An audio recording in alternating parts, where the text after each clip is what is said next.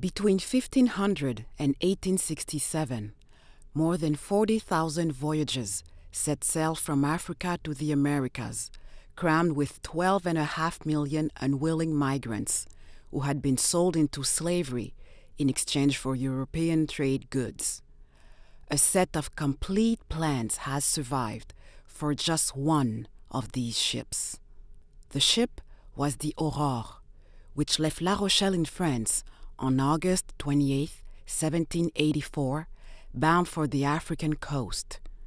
The captives it obtained there were taken to Saint-Domingue, now Haiti, in the Caribbean, and sold to the owners of sugar and coffee plantations.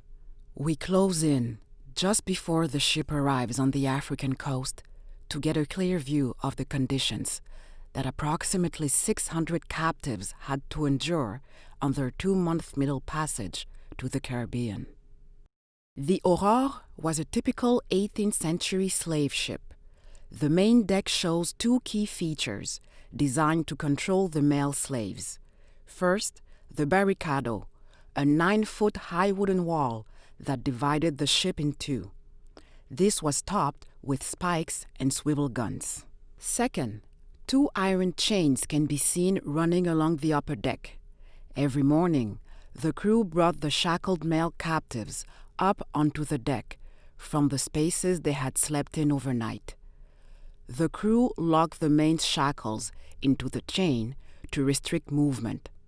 African men were not only chained in place, but continually within the firing line of the swivel guns.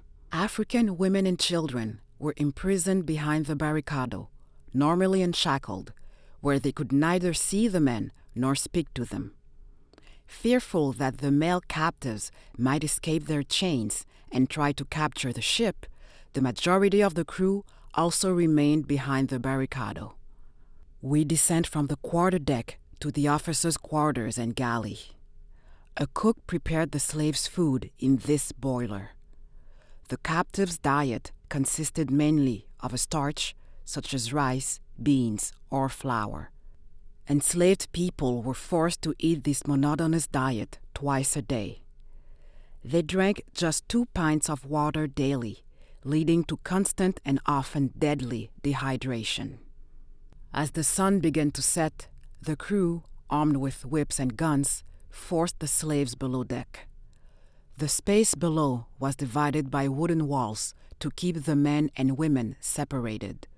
The men were released from the deck chains and forced below, still shackled in pairs. Once below deck, crewmen packed the enslaved men together. Some were forced to lie on top of the platforms around the side of the room. Others lay under the platforms. Each captive, on or under a platform, slept in a space just 14 to 18 inches wide and 30 inches high. Most were forced onto their sides and pressed against their neighbors. Others sat in their meager, intervening spaces. The Aurore's prisoners spent at least 14 hours in such cramped, dirty, and stifling conditions which they endured daily for 2 or 3 months before reaching the Caribbean. We have no contemporary depictions of the Aurore's 600 captives as the vessel left Malimba to cross the Atlantic Ocean.